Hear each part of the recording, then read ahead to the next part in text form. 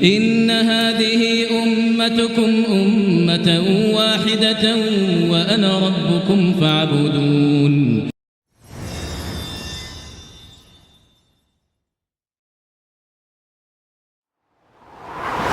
Il y a divergence chez les savants. Il y a un avis qui dit que c'est une interdiction formelle du fait du hadith où il est stipulé que les visiteuses, c'est dit comme ça, les visiteuses de tombes sont maudites. Un hadith rapporté dans les Sunan de Tirmidhi, Ahmed, je crois Ibn Majah aussi. Donc par rapport à ce hadith, les savants ont émis une interdiction formelle. Et c'est entre autres l'avis d'Ibn Baz. Ceci dit, il y a certains autres savants qui sont pas d'accord et qui sont d'avis qu'il est permis à la femme, qu'il lui est autorisé de visiter les tombes, et il se base sur un hadith qui est rapporté de mémoire par Al-Hakim, Bayhaqi et autres, où Aïcha, radhiyallahu anha, elle ne visitait elle revenait du cimetière. Le hadith dit qu'elle revenait du cimetière, et un compagnon lui dit d'où reviens-tu? Elle dit qu'elle revenait de la tombe de Abdurrahman ibn Abi Bakr, et le sahabi de lui dire, de lui rappeler que le prophète sallam il avait interdit de visiter les tombes, et elle de répliquer que effectivement, mais par la suite il avait ordonné de les visiter.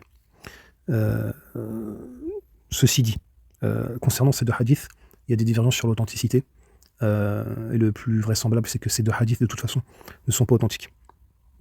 Par contre, si on revient aux hadiths qui sont plus authentiques, notamment ceux qui sont cités dans le Sahih al-Bukhari et dans celui de Muslim, on a l'autorisation du prophète sallallahu alayhi wa sallam de visiter les tombes, et de visiter même les tombes des mécréants, puisque le hadith dans Muslim stipule que le prophète sallallahu alayhi wa sallam avait visité la tombe de sa mère et qu'il avait demandé à Allah s'il pouvait lui demander pardon. Allah a refusé, mais il a demandé de visiter la tombe et Allah avait autorisé. Donc ensuite il nous donne un conseil en disant visiter les tombes car elles rappellent l'au-delà. Et c'est un conseil général et il n'est pas précisé si c'est pour les hommes ou pour les femmes.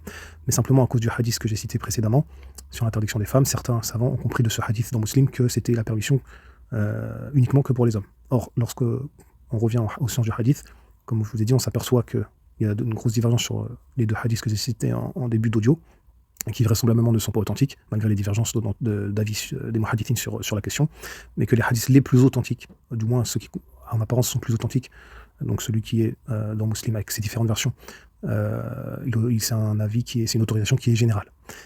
Si on prend aussi un hadith qui est dans Bukhari et dans Muslim, il y avait le prophète sallallahu alayhi wa sallam a vu une femme qui était en train de pleurer sur une tombe, et il lui a dit de craindre Allah et de prendre sa douleur en patience. Et elle de dire, d'après le hadith, elle a un peu mal parlé au prophète sallallahu alayhi wa sallam, mais indépendamment des enseignements tirés de ce hadith, ce qu'on peut retenir, c'est que justement, ici, la femme, elle a visité une tombe, et le contexte du hadith montre que le prophète sallallahu alayhi wa sallam ne l'a pas blâmé du fait qu'elle visitait la tombe, il avait juste blâmé du fait qu'elle pleurait, qu'elle patientait pas par rapport à la perte d'un être cher. Et ce hadith se retrouve dans les deux sahih.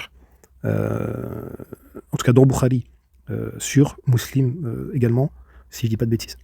Du coup, après on a même un hadith rapporté par Nasai où Aïcha, elle aurait demandé au prophète sallallahu alayhi wa sallam que dire lorsqu'elle visite la tombe, et le prophète sallallahu alayhi wa sallam y aurait après une dua. Et aussi dans Muslim, on a beaucoup de hadiths, notamment dans le livre, ce qu'on appelle le livre des funérailles, donc Al-Janaza, dans le Sahih Muslim, où vous trouverez beaucoup de hadiths où le prophète sallallahu alayhi wa sallam conseille aux gens de visiter les tombes car ça leur rappelle au-delà, et aussi il a mentionné les invocations à dire à ce moment-là. Donc si effectivement vous n'allez pas accomplir des choses blâmables, évidemment, comme certains savants ont stipulé qu'il ne fallait pas s'incliner devant la tombe ou se prosterner, ou certains aussi ont ajouté le fait de ne pas réciter du Coran puisqu'ils disent qu'il n'y a pas de preuve et que ça peut relever de l'innovation. À partir du moment où si vous visitez la tombe et que vous invoquez pour la personne concernée, avec notamment les invocations qui sont stipulées dans les hadiths, ou celles qu'on dit généralement dans la salat al-janaza pour le mort, pour qu'Allah lui purifie de ses péchés, le pardonne, lui faire miséricorde, etc., à condition que la personne décédée soit musulmane, bien évidemment, dans ce cas-là, il n'y a pas de problème. Wallahu a'lam. Ceci en résumé, sans entrer trop dans les détails techniques, pour pas être trop long. Wallahu a'lam.